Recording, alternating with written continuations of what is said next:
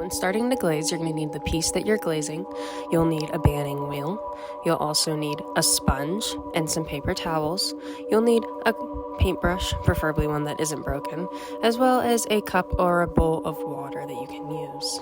You're going to start by making sure your paper towels sufficiently cover the surface of your banding wheel in order to avoid getting glaze on it. You'll then take your piece and you'll make sure that it fits on top of those paper towels, as again, we don't want to get glaze all over our banding wheel.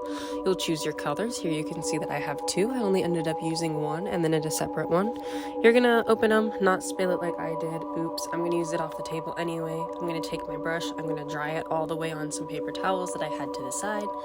And then I'm going to go ahead and I'm going to get started with my glaze. When you begin, you're going to want to go in a circular motion all around the edge of the bowl. You'll see here that I'm taking it and I'm evenly applying it in nice precise strokes around the inside of my bowl, as I'm going to be doing the outside a separate color.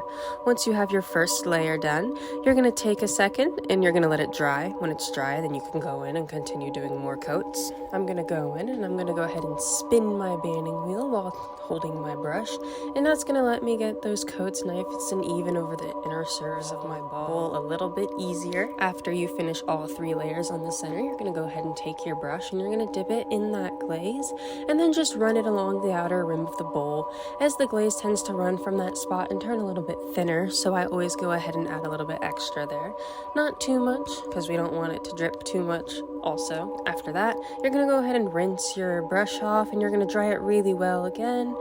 You'll do that so that there's no extra water in your clay, in your brush, not clay. Then you're going to go ahead and you're going to put your paper towels on your banding wheel, make sure that your piece fits, there's no overlap. You're going to grab your next glaze. Here you can see I'm using a jug, so I made sure to shake it, and then I poured it in a separate bowl I had. And then I'm going to go ahead and close that glaze. I'm going to start on the outside the same as I did on the inside. I'm going to use nice even strokes. I'm going to evenly coat the outside. I'm going to spin so that I can get all the way around. You'll notice how as I go, the glaze is already beginning to dry because I'm not doing layers that are too super gloopy and thick. You can notice how I tap some of the glaze off my brush every time I go in, because again, you don't want your layers to be too super thick.